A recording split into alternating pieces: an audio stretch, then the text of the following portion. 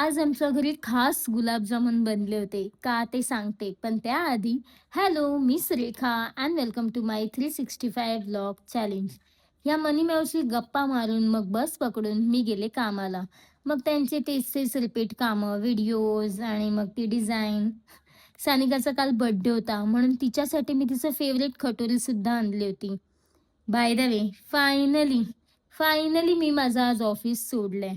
ऑफिसमध्ये असं पॉलिटिक्स असेल तर कोणाचं मन लागेल आणि मला मुळात पॉलिटिक्स हा विषय आवडतच नाही. मी ते 1 वर्ष कसं काढलं ना माझं मलाच माहीत. असो, मी तर खूप खुश होती आणि सगळ्यात जास्त खुश कोण होतं माहिती आहे का? आशू.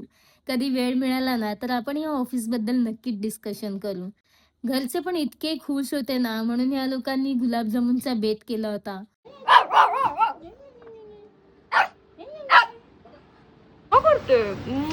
नको नको नको नको नको नको नको नको नको नको शंभू.